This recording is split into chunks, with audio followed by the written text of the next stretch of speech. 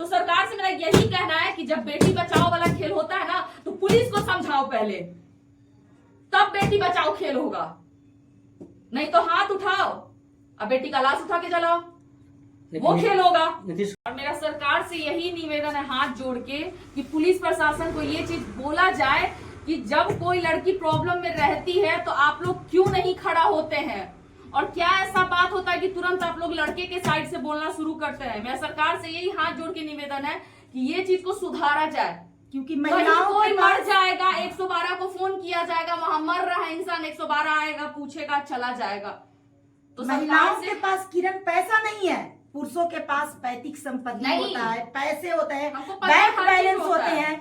अगर कोई बेटी गुमराह होती है तो घर वाले से लेकर समाज तक चरित्रहीन की उपाधि देते हैं, लेकिन जब एक लड़का चरित्रहीन होता है तो पूरे गांव वाले बोलते हैं कि हमारे लिए सुपर हीरो है। तो मेरा ये कहना है कि चरित्रहीन तो दोनों हुए ना, तो दोनों को आप लोग बहिष्कृत करिए। अगर सामाजिक स्तर से बहिष्कृत करना चाहते हैं तो दोनों को बहिष्कृत करिए, लेकिन आप लोग लड़कों को सपोर्ट करते हैं और लड़की को चरित्रहीन की उपाधि देकर उसको आप लोग निंदित करते हैं, उसको बेइज्जत करते हैं और तरह तरह के गालियां बकते हैं। तो मेरा ये कहना है कि ये दोहरी नीति से निकले, क्योंकि न ये समाज पुरुष के बगैर चलेगा न महिला के बगैर चलेगा। जब तो महिला अगर सुरक्षित नहीं होगी और महिला का अगर प्रतिष्ठा सुरक्षित नहीं होगा तो विश्वास कर लीजिए कि ये देश भी सुरक्षित नहीं। आप प्रशासन पर सवाल उठा रही है, प्रशासन में आज 2 महिलाएं भी आई थी जी, तो फिर तो महिला भी है ना उसमें, तो महिला तो आगे चली गई। यहाँ ये देख रही कि उसका क्या हालत हो रहा है, ये देखा गया वीडियो आप लोग बनाए है ना, तो आप लोग खुद बैठ के एक बार देख लीजिएगा। लेट से आए थे प्रशासन, बहुत लेट से आए, फोन होने के बाद जब पूरा मतलब इनके साथ ये सब हादसा हो गया तब आए।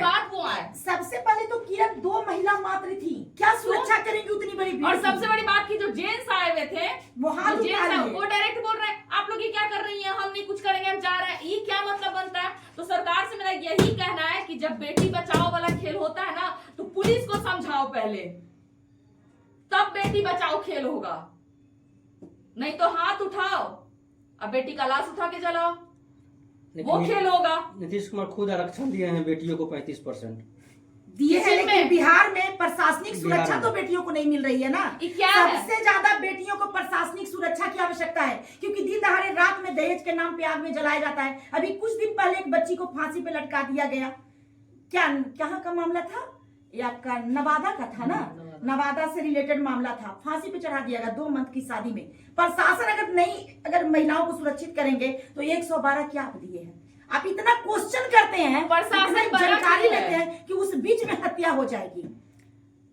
आप बोल रहे भीड़ था वहाँ पे, तो प्रशासन लोग को मतलब कि वो हटाए नहीं भीड़। देखिए, अगर मात्र 2 लेडीज पुलिस थी और 1 जेंट्स थे, मेरा ये कहना है कि पुलिस को चाहिए था ना कि यहाँ भीड़ बहुत ज्यादा है, यहाँ पे सेफ्टी के लिए तुरंत धक्का मुक्की भी मतलब और भी बहुत सारे प्रशासन को बुलाया जाए ताकि भीड़ को कंट्रोल में किया जाए।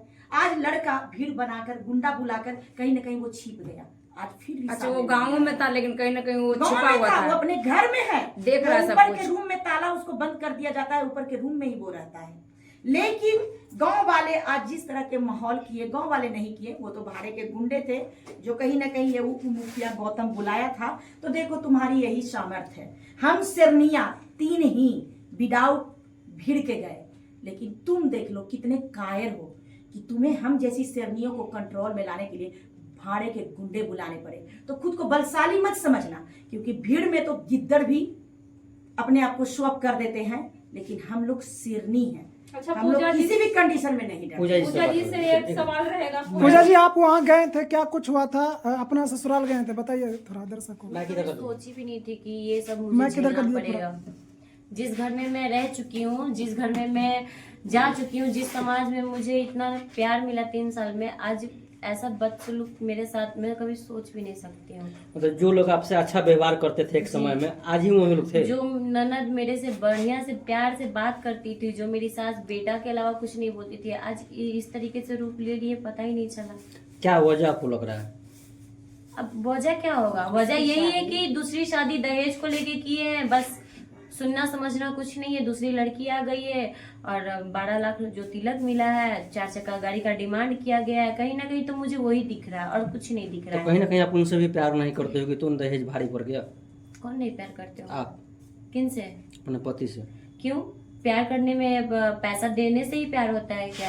नहीं ना, तो आपसे मांगे थे वो बाबा। मेरे से तो वही तो मैं पूछ रही हूँ कि पैसा को देख के ही लोग प्यार करते हैं क्या? मतलब पैसा दूंगी तो वो मेरे से प्यार करेंगे, पैसा नहीं दूंगी तो फिर मेरा जिंदगी को तहस नहस कर हमारे देंगे। कहने का मतलब है कि आपको छोड़कर वो पैसा को चुने, हाँ, इसका मतलब आप में कुछ ना कुछ कमी होगा। मुझे छोड़कर नहीं, मुझे पता ही नहीं चलने दिए कि कब उनका शादी हो गया, कब उनका तिलक आया, कब उनका बारात गया। मेरे पास तो कॉल डिटेल है, कांटेक्ट में आप थी जी। तिलक के दिन मतलब हर एक टाइम पे मैं उनसे बात कर रही हूँ। मतलब तिलक के दिन भी उनसे बात हुआ जी आपका? हाँ, प्यार से जो बात होता है, क्या कर रही हो, कहाँ हो, तो नॉर्मल जो पति पत्नी बात करता है, कहाँ रहूंगी, घर पे हूँ। जो मुझे मैसेज मिलता है कि मैं काम से बाहर जा रहा हूँ 15 दिन में, और 15 दिन के बाद ये जो खेला हो जाता है कहीं ना कहीं मुझे गुमराह करने के लिए। तो ननद आपकी बोल रही थी कि हम नहीं जान रहे इसको। कैसे नहीं जाने? तो रिकॉर्डिंग किसका है, किसके साथ फोटो है? ऐसे कैसे कोई अनजान आदमी आपसे बात कर लेगा? बात कर सकता है क्या? नहीं कर सकता है। मेरे नंदोसी मेरे से कैसे बात कर ली अच्छा, है? प्लानिंग के साथ वो लोग आप लोग मतलब कि बुलाया गया था? प्लानिंग के साथ नहीं, कहीं ना कहीं वो लोग चाह रहे हैं कि मैं उस समाज में नहीं जाऊं और उनका बेटा को टॉर्चर या परेशान जो भी है मैं नहीं करूं, तो ये उनकी भूल है। क्या पूजा जी, लगता है दोबारा उस ससुराल में आप जा पाइएगा? जी बिल्कुल, बहुत जल्द जाऊंगी। हाँ, फिर जाऊंगी। और इस बार देखती हूँ, मुझे तो इतना अभी कुछ हुआ है तो मैं कभी मत बोल तो रही हूँ, अचानक ये सब चीज एक बार घटना अपने से दिखा दीजिए आपको क्या क्या हुआ पैर है। वाला भी दिखा देना। ये हुआ है। ये मैडम कौन लोग किया थोड़ा सा आपको? साइड में हो गई पहले। थी, गाड़ी में थोड़ा सा गाड़ी में किरण जी बैठने चली गई और मैडम को साइड में लेके उनके चचा पता नहीं क्या बात करने चले गए।